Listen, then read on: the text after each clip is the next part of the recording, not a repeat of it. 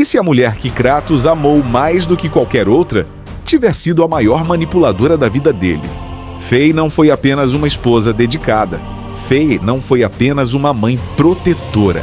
Ela foi uma gigante que planejou cada passo, cada tragédia e cada luta que Kratos enfrentou no reino nórdico. Ela mentiu durante anos, usou o marido e o próprio filho como peças de um xadrez apocalíptico. Bem-vindo ao segundo episódio de Crônicas de Esparta. Hoje nós vamos expor a verdade desconfortável que muitos fãs se recusam a aceitar sobre Laufey. Eu sei que muita gente vai vir nos comentários me chamar de louco depois desse vídeo. Afinal, a saga nórdica pinta Fei como uma santa, uma força de luz que salvou o Kratos da sua própria escuridão. Mas contra fatos, não há argumentos. Fei escondeu sua verdadeira identidade durante todo o casamento. Ela manipulou profecias antigas. Ela guiou o fantasma de Esparta por um caminho de sangue sem que ele percebesse. E hoje você vai entender como ela orquestrou tudo. Para entender o tamanho da manipulação, nós precisamos rasgar essa imagem de mãe doce e falecida que os jogos nos venderam. Antes de Kratos limpar o sangue de suas mãos em Midgard, Laufey já tinha lavado os seus próprios braços no sangue dos deuses de Asgard. Vamos falar da verdadeira Laufey, não a esposa, a guerreira.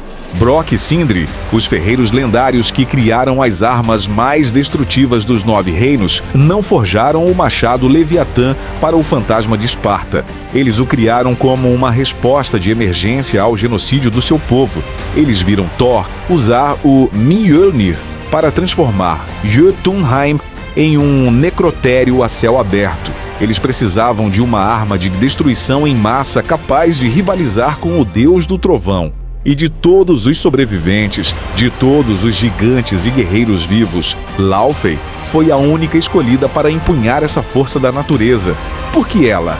Porque ela era um pesadelo tático para Asgard. A lore escondida em God of War, Ragnarök, reconstrói o confronto mais brutal da história dos reinos, a batalha entre Laufey e Thor nas terras de Vanaheim. Mano, o choque do gelo do Leviatã contra os relâmpagos do Mjolnir foi tão bizarramente violento que rasgou o tecido da realidade e mudou a geografia do reino para sempre.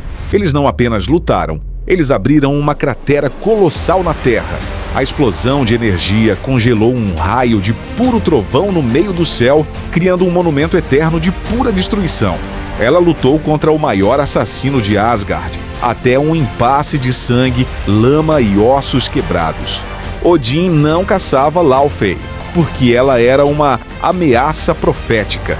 Ele tinha pavor dela porque ela era a Golden Hand dos Jotnar, a líder implacável da resistência, uma general de guerra vidente que antecipava os movimentos das tropas de Asgard, antes mesmo de Odin dar as ordens. Ela era justa com os fracos, mas era uma carrasca impiedosa contra os Aesir. E aí eu te pergunto, uma força da natureza dessas, uma general que passou séculos respirando fumaça, pólvora e sangue de deuses, simplesmente decide se aposentar? E decide virar uma camponesa isolada em uma cabana de madeira em Midgard por paz? Não seja ingênuo, aquela cabana não era um retiro de aposentadoria, era um bunker de camuflagem. Esconder o Leviatã embaixo do assoalho e viver como uma humana mortal foi a jogada tática mais fria e calculada da história dos reinos. Laufey percebeu que não conseguiria vencer a guerra na força bruta contra Asgard. Então, ela recuou.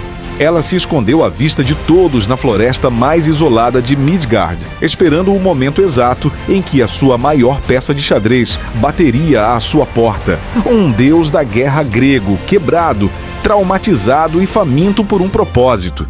Ela não encontrou Kratos por acaso. Ela o rastreou. Ela domesticou o monstro mais perigoso do mundo e o manteve acorrentado em uma vida pacífica até que o corpo dela falhasse e o plano real pudesse finalmente ser executado.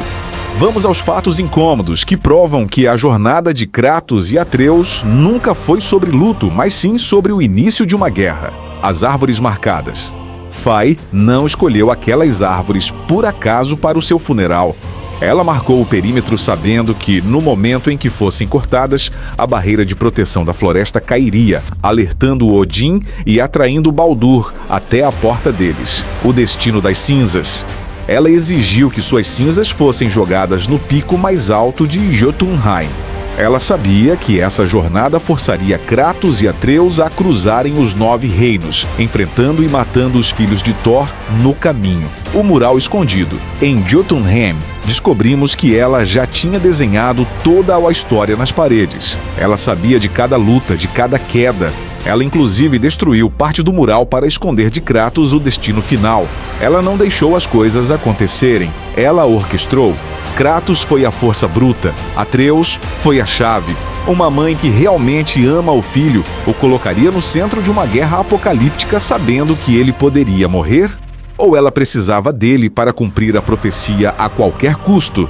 Aqui é onde o debate se divide. Muitos defensores vão dizer: mas ela mudou o Kratos, ensinou ele a ser humano de novo, deu paz e uma família a ele. E eu não discordo disso, mas a grande questão é: ela o mudou por amor puro, ou ela o moldou perfeitamente para o papel que ele precisava desempenhar no Ragnarök? Kratos viveu uma vida inteira ao lado de uma versão falsa da mulher que amava. Ele só descobriu a verdade quando ela já estava morta. E aqui está a chave de tudo. Independente das intenções dela, ela o manipulou. Mesmo que o objetivo final de Frey fosse nobre, salvar os reinos da tirania de Odin, ela usou de mentiras e omissões para guiar o homem que confiava nela. Ela transformou o romance mais bonito e pacífico da vida de Kratos em mais uma das grandes tragédias do fantasma de Esparta. O amor pode até ter existido no final, mas o plano sempre veio primeiro. Frey foi uma heroína, uma vilã, uma mãe protetora ou uma mente brilhante e implacável. No fim das contas, ela foi tudo isso ao mesmo tempo. Agora o campo de batalha está aberto aqui embaixo. Quero ver a opinião de vocês nos comentários. Frey realmente amava o Kratos ou ele foi apenas a peça principal no tabuleiro dela? Comentem sem filtro. Se essa análise explodiu a sua cabeça, deixa o seu like, se inscreve no canal e ativa o sininho. No próximo episódio, nós vamos falar sobre o verdadeiro papel de Atreus nessa história e como os próprios gigantes podem ter traído o garoto. Nos vemos no próximo episódio de Crônicas de Esparta. Freya não encontrou Kratos por acaso. Ela o escolheu. Ela escolheu o único homem forte o suficiente para despedaçar o destino que Odin havia escrito. E é aqui que a história fica dolorosa, mano. Ela não fingiu amor. Ela realmente viveu aquele casamento. Ela deu a Kratos a paz que ele nunca teve na Grécia, ensinou ele a ser humano de novo e amou o filho que eles tiveram com todas as suas forças. Mas a mente de uma general nunca desliga. Mesmo amando aquela família de verdade, Laufey nunca esqueceu o sangue do seu povo e a promessa de destruir Asgard. O amor dela por Kratos era real, mas o plano sempre foi maior. Ela construiu uma vida de paz, sabendo perfeitamente que aquela cabana era apenas a calmaria antes da tempestade que ela mesma iria provocar no dia de sua morte. Ela preparou o cenário, ela preparou a arma. E agora, o jogo de xadrez dela finalmente ia começar.